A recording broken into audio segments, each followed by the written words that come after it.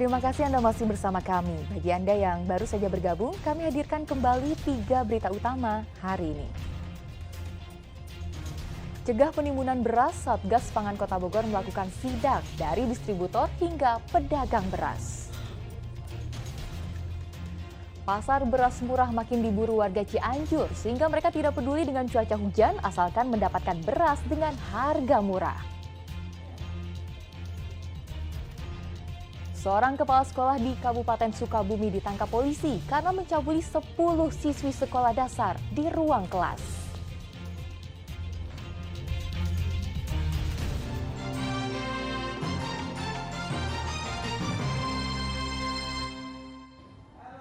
Kita ke informasi selanjutnya. Komisi Pemilihan Umum Kabupaten Indramayu menggelar pemungutan suara ulang di 3 tempat pemungutan suara di 3 kecamatan Rabu siang. Pemungutan suara dilakukan dengan mencoblos 2 surat suara, yakni surat Presiden dan Wakil Presiden serta DPR RI. Meski PSU, namun antusiasme warga untuk menggunakan hak pilihnya terpantau tinggi. Pemungutan suara ulang digelar KPU Kabupaten Indramayu di 3 TPS yang tersebar di 3 kecamatan Rabu siang. 3 kecamatan tersebut meliputi Kecamatan Lelea, yakni TPS 03, Kecamatan Bongas, TPS 12, dan Kecamatan Anjatan, TPS 15. Seperti terpantau di TPS 03 di Kecamatan Lelea, PSU digelar dengan menggunakan seluruh daftar pemilih tetap yang berjumlah 253 orang. Di TPS 03 Lelea, pencoblosan ulang dilakukan setelah pada hari pemungutan suara 14 Februari lalu terjadi kesalahan pemberian surat suara, di mana pemilih yang menggunakan KTP diberikan 5 surat suara, sedangkan seharusnya diberikan 1 surat suara. Pada pemungutan suara ulang, pencoblosan dilaksanakan dengan memberikan 2 surat suara, yakni Presiden dan DPR RI. Meski digelar ulang, namun dari pantauan petugas KPPS, antusiasme masyarakat masih cukup tinggi. Kehadiran warga untuk menggunakan hak pilihnya masih terlihat tinggi dengan ramainya TPS sejak pagi hingga siang hari.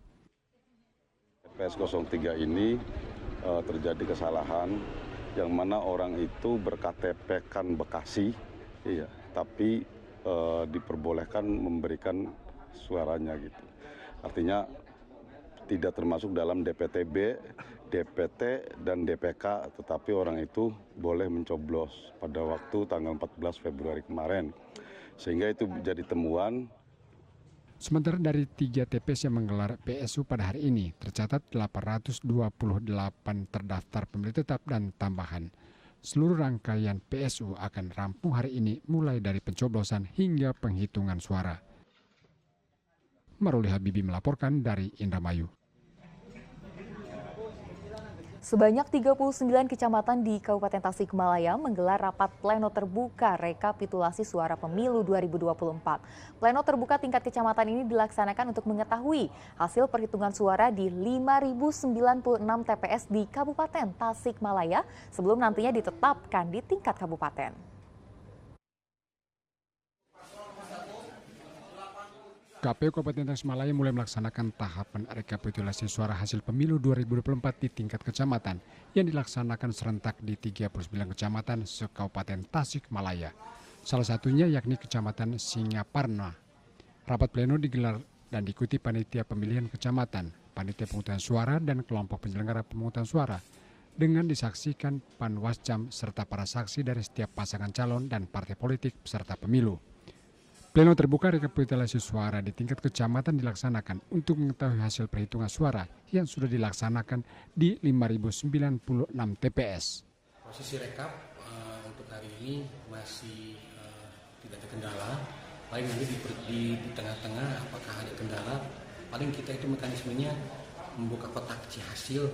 Di situ kita akan melihat proses atau hasil dari perolehan suara di TPS. Awalnya kita yang mengagendakan itu pada hari Senin kemarin dilaksanakan rapat pleno terbuka, tapi karena memang ada instruksi dari KPU RI juga untuk digeser ke hari Selasa karena memang alat bantunya supaya lebih akurat lagi sehingga nanti hasil dari pleno ini akan lebih baik ya, dan bisa lebih mudah-mudahan lancar.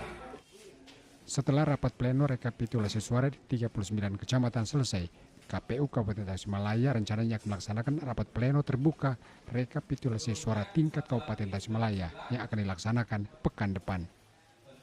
Eko Setiabudi melaporkan dari Kabupaten Tasikmalaya. Sejak hari pencoblosan 14 Februari kemarin hingga Selasa kemarin, tercatat sebanyak 23 orang petugas pemilu di Jawa Barat meninggal dunia. Mereka yang meninggal dunia terdeteksi memiliki komorbid serta penyakit bawaan serta kelelahan mengawal pemilu.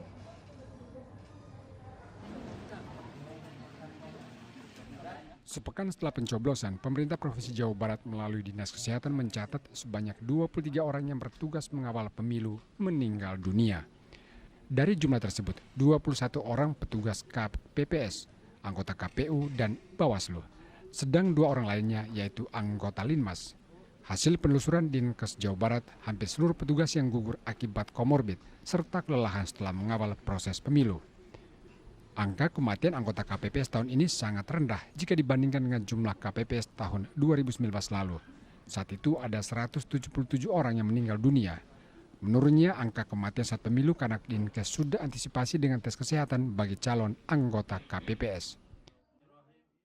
Tidak hanya petugas KPPS ya, termasuk di dalamnya beberapa antara lain juga dari Linmas juga ada gitu ya. Jadi memang di dalam hal ini kita memasukkan semua data-data yang terkait dengan kematian di usai pemilu ini. Itu ada 23 orang ya. Sementara ini update terbaru dan 2 orang berasal dari Linmas gitu. Yang lain adalah ada anggota, ada panitia, ada dari Bawaslu, ada KPU begitu. Jadi memang semua sesuai dengan kesepakatan ya dengan Kementerian Kesehatan, jadi dimasukkan semua datanya. Sebelumnya Kementerian Kesehatan mengumumkan ada 71 anggota KPPS meninggal dunia. Dari data tersebut, Jawa Barat menjadi penyumbang tertinggi dengan angka kematian hingga 23 orang. Muhammad Rizal melaporkan dari Kota Bandung.